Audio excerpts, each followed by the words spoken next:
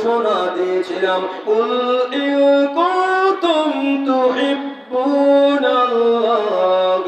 ফাত্তাবিউনি ইউহিব্বুকুমুল্লাহ। আল্লাহু আকবার। আল্লাহর বন্ধু, আমি তো ঘোষণা দিয়েছি, যারা আমি আল্লাহকে ভালোবাসতে চায়, আমাকে মানতে চায়, আমার আদেশ মানতে চায়, আমার নিষেধ ছাড়তে চায়, আমি আল্লাহর ভালোবাসা পেতে চাই, দুনিয়াতে শান্তি চায়, আখিরাতে মুক্তি চায়, ওই জান্নাতুল ফেরদাউসের কামনা করে আমাকে ভালোবাসার দাবি যদি সত্য প্রমাণ করতে হয়, ইউহিব্বুকুমুল্লাহ, এর আগে আল্লাহ বলেন ফাত্তাবিউনি, ওই মানুষগুলো যাতে আপনাকে ভালোবাসে, আপনাকে অনুসরণ করে, আপনাকে মানার মতো মানে, আপনার আদেশ মানে, আপনার নিষেধ ছাড়ে, আপনি যা বলবেন তা তারা মানবে, আপনি যা নিষেধ করবেন তা তারা ছাড়বে। আপনাকে ভালোবাসা দিতে পারলে আমি আল্লাহ বলে দিলাম, আমাকে ভালোবাসার দরকার নাই, আমি আল্লাহ নগদে তাদেরকে ভালোবাসবো। সুবহানাল্লাহ। নবীকে ভালোবাসলে আল্লাহ আমাদেরকে ভালোবাসবেন। আল্লাহ বলেন, আমি যখন আপনার উম্মতদেরকে ভালোবাসবো, ওয়ায়াগফির লাকুম, আমি আল্লাহ পাক রব্বুল আলামিন আমার ভালোবাসার কারণে তার জীবনের সমস্ত গুনাহ মাফ করে দেব। সুবহানাল্লাহ। যুনুবাকুম ওয়াল্লাহু গফুরুর রহিম।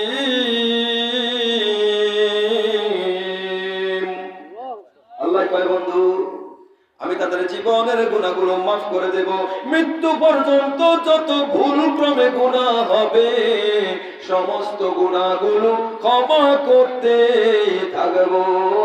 আর আমি মহান রব্বুল আলামিন গফুরুল হালিম হিসাবে, সাহায্যকারী হিসাবে, অতীব দয়ালু আল্লাহ হিসাবে আপনার উম্মতেরাই পেয়ে যাবে। সুবহানাল্লাহ।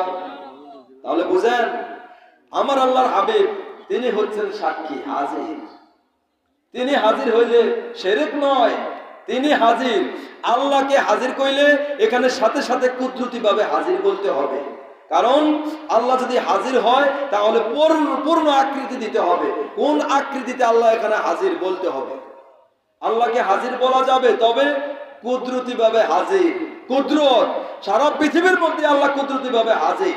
আর আমার নবীজি মেসালি ভাবে হাজির হইতে পারে। আল্লাহ তাকে ক্ষমতা দিয়েছেন, এখানে যদি কেউ চুচরা করে তার ঈমান থাকবে? তাহলে কি বোঝাচ্ছে আমাদেরকে? কোরআন নবীকে শিখাচ্ছে নাকি আল্লাহকে? আল্লাহ ভুল করছে? এগুলো নয়, তাদের মুরব্বীরা যে কিতাবগুলো লিখেছে সেগুলোর মধ্যে নবীকে হাজির নাজির নেওয়া হয়েছে। এখন মুরব্বীদের নাম বলে, ওই মাদ্রাসার নাম বলে সামরা সটকা নিয়ে জীবন কাটাইতেছে, কিন্তু মুরব্বীদের ফতুয়া মানবে না। কথা বুঝেন তো? আল্লাহর হাবিবকে আল্লাহ পাক রব্বুল আলামিন বলতেছেন, ওই বাইতুল মুকাদ্দাসে সমস্ত নবীগণ আমার নবীর পিছনে, সেখানে আমার নবী 2 রাকাত নামাজ আদায় করলেন। এরপরে আমার নবীর উদ্যগমন হলো সিদরাতুল মুনতাহা। আল্লাহু আকবার। আল্লাহ পাক রব্বুল আলামিন বলেন, অতঃপর আমার বন্ধু সিদরাতুল মুনতাহায় চলে গেল। সুম্মা দানা ফাতাদাল্লাহু ফাকানা কাবা কাউসাইনি আও আদনা। আল্লাহু আকবার। আল্লাহ পাক রব্বুল আলামিন বলেন, অতঃপর আমার বন্ধু আমার নিকটতম হয়েছে একটা তীর, একটা ধনুক। ওই আরবের মানুষগুলো তীর ধনুকের যুদ্ধ করত। এরা যখন তীর ধনুকের যুদ্ধ করত, এরা তীরের মধ্যে যখন ধনুকটা লাগায়, ধনুকের মধ্যে যখন তীর লাগায়, টান দিলে 2টা মাথা বাঁকা হয়ে এরকম কাছে চলে আসে। আমার আল্লাহ পাক রব্বুল আলামিন বলেন, তোমরা যে ধনুকের মধ্যে তীর লাগায়া এভাবে টান দাও, 2টা মাথা এক জায়গায় হয়ে যায়। আল্লাহ বলেন, আও আদনা, আমার নবী আমার নিকটতম হয়েছে আরো নিকটে, আরো কাছে। সুবহানাল্লাহ। সেখান থেকে সে আল্লাহর বন্ধু কয় রাআইতু রব্বি আজ্জা ওয়া জাল্লা ফি আহসানি সূরাতি। আল্লাহু আকবার। আল্লাহর হাবিব বলেন আমি দেখেছি আমার রবকে পৃথিবীর কোন চিজ আসবাবের সাথে এর কোনো মেসাল দেওয়া যাবে না, তবে আমি উত্তম সুরতে দেখেছি। এইটা আমার হাবিবের বক্তব্য। কথা বুঝেন? উত্তম সুরতে দেখেছি। উত্তম সুরত কি? এইটা তাফাক্কারু খালকিল্লাহ ওয়ালা তাফাক্কারু ফিল্লাহ। আল্লাহ পাক রব্বুল আলামিন বলেন এই ব্যাপারে তোমরা চিন্তা চেতনা করো না, আল্লাহকে নিয়ে তোমরা চিন্তা করো না। তোমরাও দেখবে জান্নাতের মধ্যে সেই কাজ করো, কেমন দেখবে, কিভাবে দেখবে, কি আকৃতিতে দেখবে, কি পোশাক পরবে, এগুলো নয়। আমার সৃষ্টিকে নিয়ে তোমরা চিন্তা করো, আমি খলিককে নিয়ে তোমরা চিন্তা করো না, ঈমান নষ্ট হবে। এই কারণে আমার বাবার আপনাদের কি কষ্ট হইতেছে? রাত্রি বেশি হয়েছে, অনেক শীত পড়তেছে। আমার জানি যে আপনাদের আসলে কষ্ট হইতেছে, অনেক শীত পড়তেছে, 12টা প্রায় বেজে গেছে। আমার আম্মা বোনদের জন্য তো একটি কথা বলবো, ওনারা আছে না? আমি শুনেছি আমার আম্মা বোনেরা তারা আমার নবীর প্রেমিক। সুবহানাল্লাহ। আম্মা বোনেরা যে কথাগুলো আমি শুনেছি, একজন আম্মা যদি আমার নবীর প্রেমিক হয়, ওই আম্মার গর্ভ থেকে যে সন্তান জন্ম নেবে, ওই সন্তানটা আমার আল্লাহর ওলি হয়ে যাবে। সুবহানাল্লাহ। নবীর প্রেমিকার গর্ভ থেকে কখনো নবীর দুশমন বাহির হবে না, নবীর প্রেমিকই বাহির হবে, ঠিক কিনা? ওই আম্মা বোনের জন্য আমি বলতেছি, আল্লাহর বন্ধু কয় المرأة إذا صلت خمسها وصومت شهرها وأطاعت بالها وحافظت فرجها تدخل في الجنة ما شاءت، كما قال رسول الله صلى الله عليه وسلم। سبحان الله। আল্লাহর হাবিব বলতেছেন মুসলিম মহিলারা যদি 4টি আমল করতে পারে, 4টি আমল করবে, এই 4টি আমল যদি তারা করতে পারে, আমি আল্লাহর হাবিব বলতেছি ওদের জান্নাতের জামিনদার আমি রাহমাতাল লিল আলামিন হয়ে যাব। সুবহানাল্লাহ। ওরা যে দরজা দিয়া ইচ্ছা জান্নাতে ঢুকে যাবে, তাদের জন্য জান্নাতের 8টি দরজা খুলে দেওয়া হবে। 1 নম্বরে রমজান মাসের 1 নম্বরে রোজা রাখবে, 2 নম্বরে রমজান মাসে রোজা রাখবে, 3 নম্বরে স্বামীর খেদমত করবে, স্বামীর কথা মতো চলবে, স্বামীর আতায়াত করবে, 4 নম্বরে সতীত্বের হেফাজত করবে, পর্দার বিধান রক্ষা করবে। এই 4টি আমল যদি করতে পারে আমার আম্মারা, তাদের জন্য জান্নাতের সকল দরজা খুলে যাবে। সুবহানাল্লাহ। তারা হচ্ছে কি? তারা হচ্ছে আমার নবীজির কলিজার টুকরা খাতুনে জান্নাত ফাতেমা রাদিয়াল্লাহু তাআলা আনহা। তিনাদের মতোই একজন মহিলা ছিলেন ফাতেমা রাদিয়াল্লাহু তাআলা আনহা, আল হাসান আল হুসাইন ওয়া ফাতেমা সাইয়্যিদাতা নিসাইল জান্নাহ। কথা বুঝেন? হাসান এবং হুসাইন সাইয়্যিদাতা নিসাই আহলিল জান্নাহ ফাতেমা রাদিয়াল্লাহু তাআলা আনহা সমস্ত জান্নাতের মহিলাদের সরদারিনী মহিলাদের। তাহলে বলেন একজন মহিলার কি দাম আছে না নাই? সম্মান আছে না? ইজ্জত আছে না? তারা যদি সেইভাবে চলতে পারে, তাহলে একটা ঘটনা বললেই আমি আলোচনা শেষ করে আমরা মুনাদি দেব, আর বেশি করে কষ্ট দেব না আপনাদেরকে। একদিন আল্লাহর বন্ধু বলতেছেন, ওই আমার কলিজার টুকরা ফাতেমা, আপনি হলেন জান্নাতের সমস্ত মহিলাদের সরদারিনী, তবে জানিয়া রাখো মা, তোমার আগে একজন কাঠুরিয়ার স্ত্রী জান্নাতে প্রবেশ করবে। সুবহানাল্লাহ। আল্লাহ পাক রব্বুল আলামিনের হাবিব তিনি বলতেছেন আমার মা ফাতেমা সে যে অহংকারী নয়, সে যে অহংকারে নয়, হিংসুক নয়, এইটার প্রমাণ দিচ্ছে আমার মা কি করে বাড়া দেখবো। ফাতেমা রাদিয়াল্লাহু তাআলা আনহা বলেন, আয় আমার বাবা, আপনি ঘোষণা দিয়েছেন আল্লাহর ওহী দিয়া, জান্নাতের সমস্ত মহিলাদের সরদারিনী আমি যতক্ষণ পর্যন্ত জান্নাত উদ্বোধন করব না, ততক্ষণ পর্যন্ত দুনিয়ার কোন নারী জান্নাতে ঢুকবে না। আবার আপনি বললেন আমার আগে একজন কাঠুরিয়ার স্ত্রী জান্নাতে ঢুকবে, এর মধ্যে কোন হাকিকত রয়েছে। ওই কাঠুরিয়ার স্ত্রীকে একবার দেখার জন্য আপনি আমাকে অনুমতি দেন। সুবহানাল্লাহ। আম্মা জানের কথা শুনে নবীজি বললেন, চলে যান অমুক এলাকায় কাঠুরিয়ার বাড়িতে, আপনি গেলেই বুঝতে পারবেন কি কারণে সে জান্নাতে আপনার আগে ঢুকবে। চলে গেলেন, গিয়ে ঘরের বাহিরে তাকিয়া সালাম দিলেন। ঘরের ভিতরে থেকে আওয়াজ করলেন, কে? নবী নন্দিনী ফাতেমা রাদিয়াল্লাহু তাআলা আনহা এসেছে আপনার সাথে দেখা করার জন্য। ওই মহিলা ঘরের ভিতরে থাকিয়া প্রশ্নের জবাবে বললেন, ও নবী নন্দিনী ফাতেমা রাদিয়াল্লাহু তাআলা আনহা, আমার কি সৌভাগ্য আপনার মতো মহিলা আমার বাড়িতে এসেছে, আপনাকে স্বাগতম। কিন্তু দুঃখিত, আজকে আপনার সাথে আমি দেখা করতে পারবো না, কারণ আমার স্বামীর অনুমতি ছাড়া আমি কখনো কোনো কাজ করি না। আপনার সাথে দেখা করতে হলে আমার স্বামীর অনুমতি লাগবে, এরপরে আপনার সাথে আমি দেখা করব। আমার স্বামী যখন শুনবে আপনি এসেছেন, অবশ্যই অনুমতি দিবেন। কি বলেন? আজকে কষ্ট করে বাড়িতে ফিরে যান, কালকে আসেন। লম্বা ঘটনা আমি সংক্ষেপ করেছি। কালকেও আসছে হাসান রাদিয়াল্লাহু তাআলা আনহুকে সাথে নিয়ে। হাসান রাদিয়াল্লাহু তাআলা আনহু দাঁড়া থাইকা বলে, আম্মা কালকে কে বাড়িতে আসছিলেন? মহিলা ঘরের ভিতরে থাইকা শুননা কয়, দুঃখিত, আজকেও দেখা করতে পারলাম না, আমার স্বামীর কাছ থেকে অনুমতি রাখছিলাম শুধু আপনার সাথে সিঙ্গেলে দেখা করব, কিন্তু আপনার সাথে যে আপনার সন্তান আছে এর সাথে দেখা করার অনুমতি লই নেই, তাই কালকে আসেন।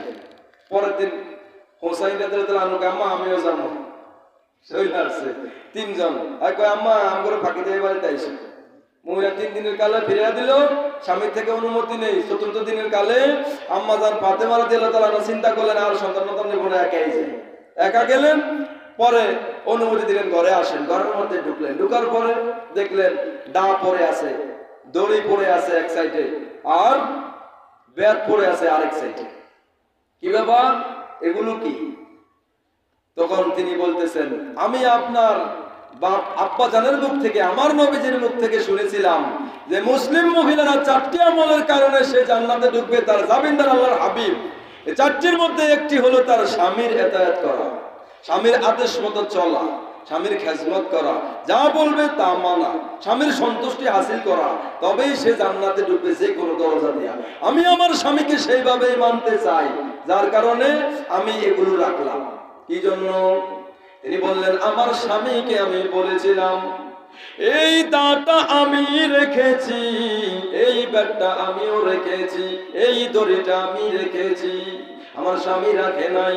আমি আমার স্বামীকে বলেছিলাম যদি কখনো আমার অপরাধ হয়, আমার অপরাধের কারণে আপনি আমাকে, অপরাধ যদি ছোটখাটো হয় এই ব্যাগ দিয়ে আঘাত করবেন, কিন্তু আমার প্রতি আপনি মনে কোনো কষ্ট রাখতে পারবেন না। যদি আমার অপরাধ আর একটু বড় হয় আর একটু বেশি আঘাত করবেন, আর যদি আমার অপরাধ এমন পর্যায়ে পৌঁছে যায় যেটা আপনার অন্তরে আঘাত করেছে, আমাকে জবাই করে দেওয়ার পর আপনার অন্তরের কষ্ট দূর হবে, তাহলে আমাকে জবাই করে দিবেন। তার আগে আমার হাত দুইটা বাঁধ দিবেন, পাগুলো বাঁধ দিবেন এই দড়ি দিয়া, এরপরে আমাকে জবাই করে দিবেন, কিন্তু আমার প্রতি কোনো অন্তরে কষ্ট রাখতে পারবেন না। কিয়ামতের দিন আল্লাহর হাবিবের সামনে আমাকে আসামি করতে পারবেন না।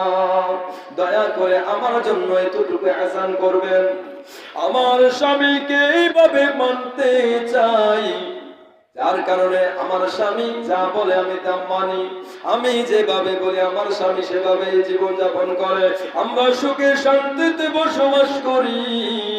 এই দড়ি এখনো কাজে লাগে নাই, এই ব্যাগ এখনো আমার গায়ে ওঠে নাই, এই দাম এখনো আমার কাঁধে আমার গলায় লাগে নাই, আশা করি মৃত্যু পর্যন্ত লাগবে না। সুবহানাল্লাহ। এবার নবী নন্দিনী বলতেছেন, এই কারণে, এই আমলের কারণে আল্লাহর বন্ধু আপনাকে একটা সার্টিফিকেট দিয়েছিলেন, সেটা হলো নবীর নন্দিনী সাইয়্যিদাতুন নিসাই আহলিল জান্নাহ হযরত ফাতেমা রাদিয়াল্লাহু তাআলা আনহা জান্নাতের সমস্ত মহিলাদের সরদারিনী। এই সরদারিনীর আগেও আপনি জান্নাতে যাবেন। সুবহানাল্লাহ। ওই নবী কিছু দিতে পারলে শিরক, নবীর কাছে কিছু চাওয়া যাবে না, শিরক। আমার আল্লাহ কয়, বন্ধু যেই জান্নাত বানাইলাম সমস্ত পৃথিবীকে কোটি কোটি কোটি কোটি বার বিক্রি করলেও জান্নাতের জানালার একটা শিকের দাম হবে না। ওই জান্নাতটা আপনি আপনার উম্মতদেরকে দিয়ে দেন। দুনিয়ার মানুষেরা এমন কথা বলবে নবী কিছু দিতে পারে না, আমার নবী কি দিতে পারে, কে দিতে পারে না, আমি আপনাকে দিয়ে ঘোষণা দিলাম আমার বন্ধু, আপনি আপনার সাহাবীদের মস্তন থেকে আপনি 10 জনকে জান্নাতের সার্টিফিকেট দিয়ে দেন। সুবহানাল্লাহ। এমনও তো আমার নবীকে দেখলেই জান্নাতি, ঈমানের হালতে নবীর দিকে তাকাইলে, আমার নবীর দিকে ঈমানের হালতে তাকাইলে সে জান্নাতি, তার জন্য জাহান্নামের আগুন আরাম। সমস্ত সাহাবীরাই সকলেই জান্নাতি, কিন্তু এরপরও আল্লাহ কয়, বন্ধু 10 জনকে 10টা সার্টিফিকেট দিয়ে দেন। আশারায়ে মুবাশশারাকে সার্টিফিকেট দিয়ে দিলেন আল্লাহর বন্ধু। এরপরেও কয় নবী কিছু দিতে পারলে শিরক হয়ে যাবে। এটার নাম্বার মূর্তি, মুফতি না মূর্তি। কথা বুঝেন? এখান থেকে আমাদের বুঝতে হবে। যাই সংক্ষেপ করে কাছে চলে যাচ্ছে, আমার বাবারা মুরব্বীরা কষ্ট পাইতেছে। বলতেছেন ফিরে আসলেন, আমার বাবা বুঝতে পেরেছে কি কারণে যাবে, কিন্তু আমার আগে কিভাবে ঢুকবে এইটা তো আমি জানতাম, চাই এটা একটু বলে দেন। তখন আমার নবী বলেন, একদিন আপনার ঘরে 3 দিন খাবার নাই, আপনার একটা উলনা মুবারক ছিল যেটা আমি হাদিয়া করেছিলাম আপনার বিবাহতে, ওইটা আমার পক্ষ থেকে হাদিয়া দেওয়া হয়েছিল, ওইটা জান্নাতের ওলনা। এই ওলনাটা আপনার ঘরে ছিল, আপনি আলী রাদিয়াল্লাহু তাআলা হাতে দিয়ে বলেছেন এটা বাজারে বিক্রি করেন, 5 হইতে 6 দিরহাম বিক্রি করতে পারবেন, এর চাইতে বেশি দুনিয়ার মানুষের মূল্য দিবে না। যদিও পৃথিবী বিক্রি করলো এই ওলনার সমান হবে না, কিন্তু দুনিয়ার মানুষগুলো 5 হইতে 6 দিরহামের বেশি দিবে না। এইটা বিক্রি করে খাবার আনুন, আমার সন্তানদের মুখে তুলে দেব। সুবহানাল্লাহ। তিনি এটা নিয়ে গেলেন বাজারে, সঙ্গে থেকে একজন মানুষ হঠাৎ করে এটা বিক্রি করবো আজি কয় টাকা, কয় 6 দিরহাম দেন। 6 দিরহাম নিয়ে বাজারে যাচ্ছে, হঠাৎ করে তিনি দেখতেছে একজন ভিক্ষুক বলতেছে, বাবা বহুদিন কিছু খাই নাই, আমাকে কিছু দান করো। এই যে আপনাদেরকে বললাম 1 টাকার বিনিময়ে 10 টাকা দান করবে আল্লাহ। হযরত আলী রাদিয়াল্লাহু তাআলা আনহু এই আয়াতের প্র্যাকটিক্যাল আমল করেছেন। তিনি বললেন, এই তো আমার ব্যবসার মানুষ পাওয়া গেছি। আমার আল্লাহ বলেছেন, মান জাআ বিল হাসানাতি ফালাহু আশরু আমসালিহা, আমার রাস্তায় যারা 1 টাকা দান করবে কমপক্ষে আমি তাদের 10 গুণ দান করব, ফেরত দেব। এবার ওই ভিক্ষুককে 6 দিরহাম পুরাই দিয়ে দিল, কারণ তার আশা হইল 6 দিরহাম দান করেছি, 6.60 দিরহাম আমার হাতে আসবে। কিভাবে আসবে আমার মালিক কি জানে। আনা ইনদা জান্নি আবদি বি, হাদিসে কুদসির আলোচনা। আল্লাহ বলেন, আমার বান্দা আমার উপরে যেমন বিশ্বাস স্থাপন করে আমি মহান রব্বুল আলামিন তাদেরকে ওই রকম সাহায্য করি। সুবহানাল্লাহ। বাসার দিকে যাচ্ছে, দান করে দিছি 6 দিরহাম, ওদের মধ্যে দেখে আরেকজন দাঁড়ায় রয়েছে, একটা লাল উট নিয়ে দাঁড়ায় রয়েছে, বিক্রি করবো। হযরত আলী রাদিয়াল্লাহু তাআলা আনহুকে বলতেছেন, এই উটটা কি আপনি কিনবেন নাকি? আলী রাদিয়াল্লাহু তাআলা আনহু বলে, কিনবো, তবে আমার কাছে টাকা নাই। কয় টাকা? আপনি এটা কিনা নিয়ে যান, আমি এলাকায় নতুন, বাজার চিনি না, আপনি কিনা দাম কইরা নিয়ে যান, বাজারে কিন দিয়া বেচা আমার টাকা আমার দিয়ে লভ্যাংশটা আপনি নিয়ে যান। সুবহানাল্লাহ। তিনি বললেন ব্যবসা তো ভালো, কয় টাকা? বলতেছে যে ঠিক আছে, কয় টাকা আপনার এটা দাম? বলে 160 দিরহাম। 100 দিরহাম। এই ঘোড়ার দাম কত? 100 দিরহাম। তখন তিনি চিন্তা করলেন আর বেশি বেচতে বললেন, এটা আপনার। তখন তিনি এই উটটা নিয়ে রওনা হয়ে গেলেন বাজারের দিকে। বাজারে ঢোকার আগে দেখে আরেকজন ব্যক্তি দাঁড়ায় রয়েছে। তিনি বলতেছে এই লাল উটটাকে বিক্রি করবেন? জি। কত বিক্রি করতে চান? কয় আপনিই বলুন। তিনি বলতেছে আমি 160 দিরহাম দেব, এই উটটাকে বিক্রি করবেন? আলী রাদিয়াল্লাহু তাআলা আনহু বলেন 100 দিরহাম দিয়ে আমি ক্রয় করেছি, 160 দিরহাম বিক্রি করলাম, 100 দিরহাম তারে পৌঁছায়া দেব, আমার হাতে থাকবে 60 দিরহাম। আমি যে 6 দিরহাম দান করেছিলাম 6.60 দিরহাম আমার আল্লাহ আমাকে ফেরত দিয়েছে। সুবহানাল্লাহ। কয় নিয়ে যান, নিয়ে যান।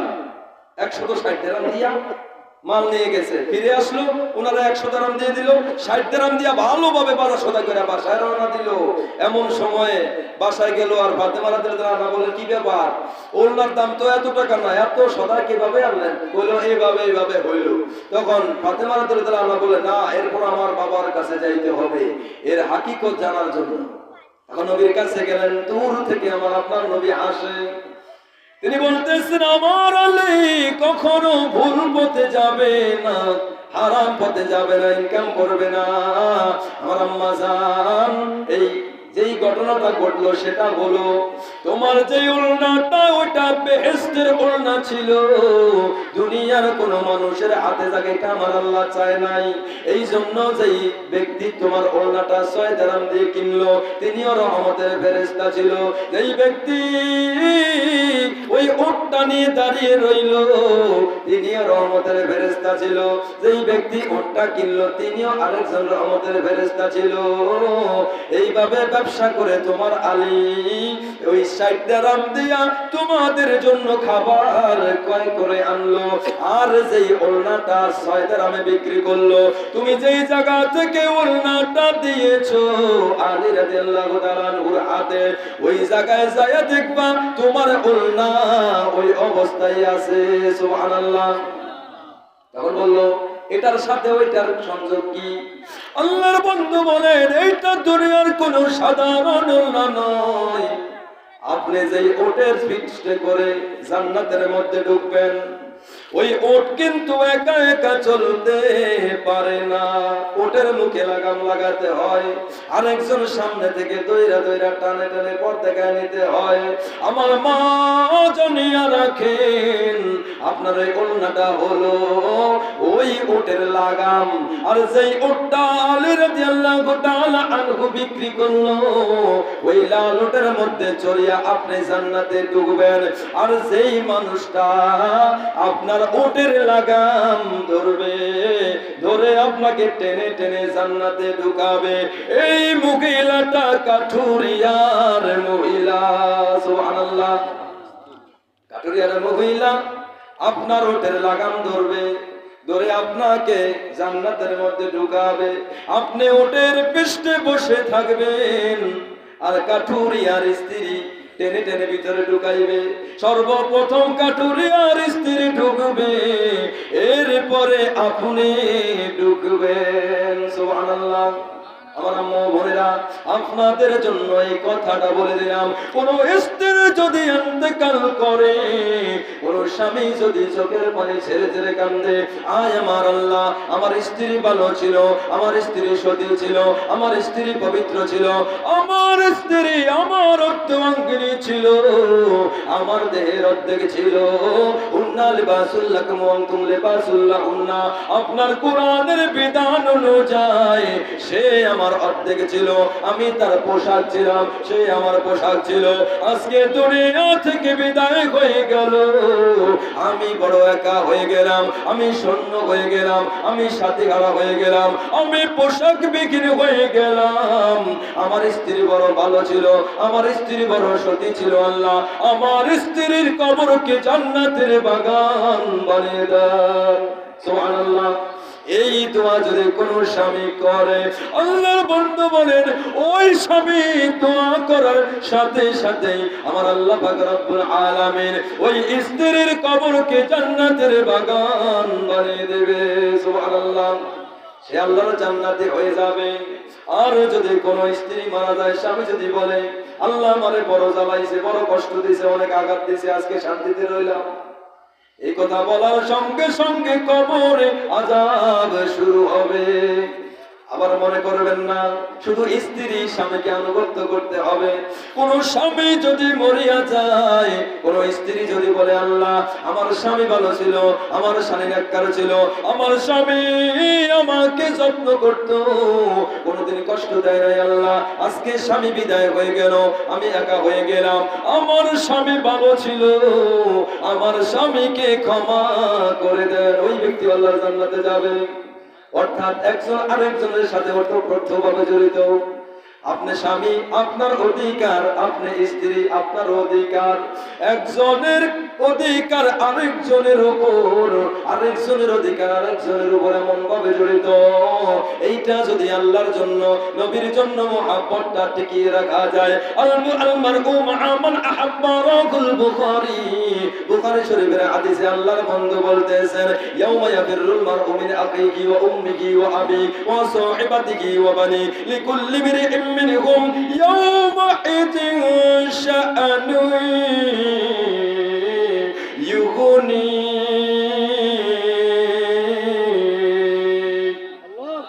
আল্লাহ পাক রব্বুল আলামিন কোরআন শরীফের সূরাতুল আবাসার লাস্টের আয়াতগুলো দিয়ে বললেন যেই দিন কিয়ামতের দিন মা সন্তানকে পরিচয় দিবে না, বন্ধু বন্ধুকে পরিচয় দিবে না, স্ত্রী স্বামীকে পরিচয় দিবে না, ছেলে বাবাকে পরিচয় দিবে না, একজন আরেকজন থেকে পালন করবে, পালিয়ে বেড়াবে। আল্লাহর বন্ধু কয় আল-মার'ু মা'a মান আহাব্বা, ওই বিপদের দিন, ওই মুহাব্বতের দিন যেদিন একজন আরেকজন থেকে পালিয়ে যাবে, ওই দিন যেই মানুষগুলো যদি স্বামী তার স্ত্রীর সাথে মুহাব্বত করেছে আল্লাহ এবং নবীর সন্তুষ্টির জন্য, স্ত্রী স্বামীকে ভালোবেসেছে আল্লাহ এবং নবীর সন্তুষ্টির জন্য, মায়ের সাথে সন্তানের ভালোবাসা আল্লাহর সন্তুষ্টির জন্য, বাপের সাথে সন্তানের ভালোবাসা আল্লাহর সন্তুষ্টির জন্য, ভাইয়ের সাথে ভাইয়ের ভালোবাসা আল্লাহর সন্তুষ্টির জন্য, বন্ধুর সাথে বন্ধুর ভালোবাসা আল্লাহর সন্তুষ্টির জন্য, পীরের সাথে মুরিদের ভালোবাসা আল্লাহর সন্তুষ্টির জন্য। এইভাবে যেখানে আল্লাহর সন্তুষ্ট থাকবে ওই মানুষগুলো কিয়ামতের মহাময়দানেতে একে অপরকে বন্ধু হয়ে যাবে। আর সুরের সাথে সুরের মুহাব্বত, ডাকাতের সাথে ডাকাতের মুহাব্বত, মদখোরের সাথে মদখোরের মুহাব্বত, জিনাখোরের সাথে জিনাখোরের মুহাব্বত, সুদখোরের সাথে সুদখোরের মুহাব্বত।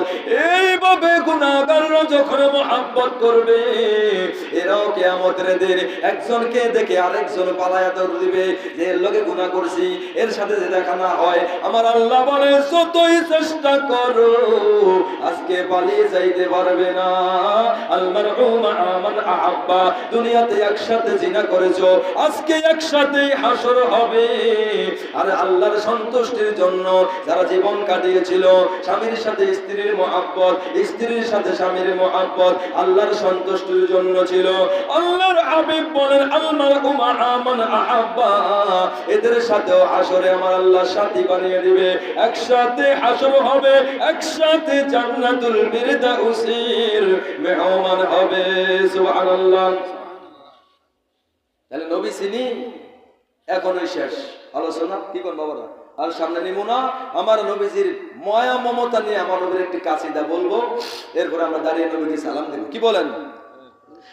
ও গো কামলে ওয়ালা अपने मदीना वाला, ओ गो कामले वाला अपने मदीना वाला। বাবারা কবির মনোযোগ, কবির রাতে আমার নবী কিন্তু আমাদেরকে দেখছে। চক্ষু বন্ধ করে নবীর মুহাব্বত নিয়া অন্তরের অন্তঃস্থল থেকে একটু উচ্চ আওয়াজে এটাই শেষ কাসিদা, এটাই শেষ কাসিদা। এটার পরে আর আমরা আলোচনা সামনের দিকে নেব না। কি বলেন? আপনারা কি আর একটু শুনতে চান? সেটা বলেন। শুনবেন? জি, শুনতে চাই। শুনলে কথা বলুন, আমার সাথে বলতে হবে। ও আমার আম্মা বলেন, আপনারাও বলেন, নবীর প্রেমিক আশিকের আপনার মহব্বতে কি করেন? ও গো কামলে ওয়ালা अपने मदीना वाला, ओ गो कामले वाला अपने मदीना वाला, আপনার জন্য জগৎ উজালা, কামলে वाला अपने मदीना वाला, ओ गो कामले वाला अपने मदीना वाला, আপনার জন্য জগৎ উজালা, কামলি वाला अपने मदीना वाला, अपने नूरेर नबी अपने दानेर ছবি, अपने नूरेर